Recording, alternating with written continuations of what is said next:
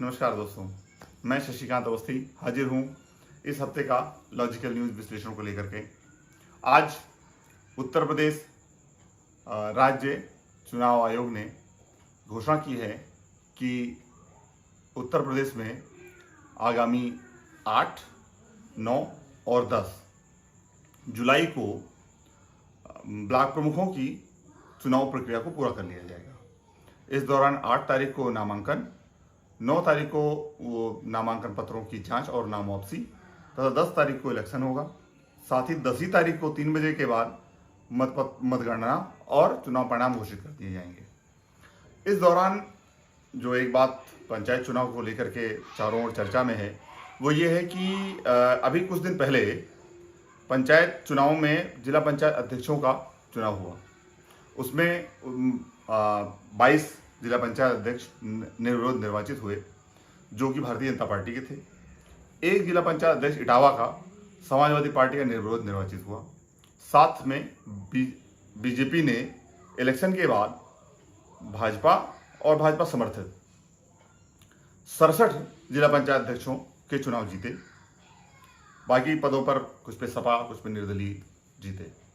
अब बात एक आती है जो चर्चा में हुई कि योगी जी ने सत्ता का उपयोग करके, शक्ति का उपयोग करके ये सारे जिला पंचायत अध्यक्षों के चुनाव जीत लिए।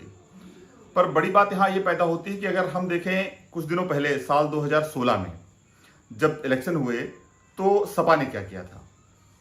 फिर उसके बाद आप फिर से जाइए जो साल 2011 में जब बसपा शासन में थी तब जिला पंचायत अध्यक्षों के चुनाव हुए, तब क्या हुआ, 22 उन्होंने अपने निर्विरोध निर्वाचित कराए। इसी तरीके से ये एक पैटर्न बन गया है कि जो सत्ता में होता है वो जिला पंचायत अध्यक्ष के चुनाव जितवा लेता है।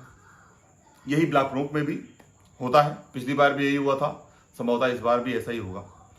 अब बड़ी बात ये पैदा होती है कि क्या ये सही है। जो इनकी निर्वाचन की प्रक्रिया है वो ऐसी है कि जब जिला पंचायत का चुनाव होता है तो एक वोटर को 4 मतपत्र दिए जाते हैं। एक ग्राम पंचायत सदस्य का होता है, एक ग्राम प्रधान का होता है, एक बीडीसी का होता है, एक डीडीसी का होता है। इनमें से जो बीडीसी हैं यानी कि क्षेत्र पंचायत सदस्य, इनसे ब्लॉक प्रमुख और जिला पंचायत सदस्यों से जिला पंचायत अध्यक्षों का चुनाव होता है। अब बड़ी बात है कि इस तरीके से ये जो पंचायती राज प्रणाली लागू की गई, क्या उस टारगेट को हम लोग हिट कर पा रहे हैं?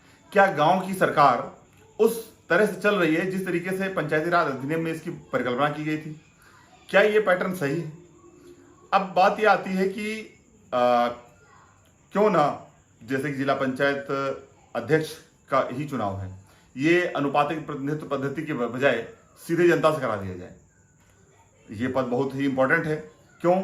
क्योंकि जिला पंचायत अध्यक्ष पूरे जिले का सबसे बड़ा पद माना जाता है, उसको जिले का प्रथम नागरिक भी कहते हैं। ऐसे में ये तो होना ही है कि जो सत्ता में रहेगा, जो पावरफुल रहेगा, वो अपने हिसाब से जिला पंचायत अध्यक्ष बनाएगा।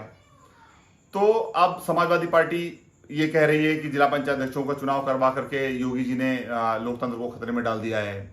कांग्रेस भी यही कह रही है। वैसे कांग्रेस के पास तो 0 जिला पंचायत अध्यक्ष हैं, वो एक भी सीट नहीं जीत पाए हैं। पर बड़ी बात यह है कि मेरे हिसाब से अगर योगी जी पे जो ये आरोप लग रहे हैं, माना कि अगर भाजपा हार जाती तो ये लोग कहते कि सत्ता में बैठे हैं उसके बाद भी जिला पंचायत अध्यक्ष नहीं जीत पाए। मैं ये वैसे ये नहीं मानता हूं कि इसमें सरकार का कोई डायरेक्ट इंटरफेरेंस रहा होगा, क्योंकि जो जिला पंचायत अध्यक्ष चुन करके आते हैं, मैं बहुत नजदीकी से जानता हूं, ये लोग बहुत ही स्वार्थी होते हैं। स्वार्थी ना कहिए, मतलब मौका परस्त होते हैं। उन्हें ये लगता है कि अगर जो सत्ता में है, जिसको सत्ता का टिकट मिला है, अगर मैं उसके साथ रहूंगा तो मेरा भला होगा, और अगर मैं विपक्ष में चला गया तो मुझे ना ढंग से पैसे मिलेंगे और ना ही जो है मैं अपना काम करवा पाऊंगा। तो ये तो होना ही तय है। अब इसमें लोकतंत्र की हत्या, ताकत का उपयोग, ये तो सब मेरे हिसाब से बेकार की बातें हैं। पर इस विषय में सरकारों को सोचना चाहिए कि क्यों ना जिला पंचायत अध्यक्ष का चुनाव सीधे जनता से कराया जाए। आगे आप लोग अपनी राय कमेंट में दे सकते हैं।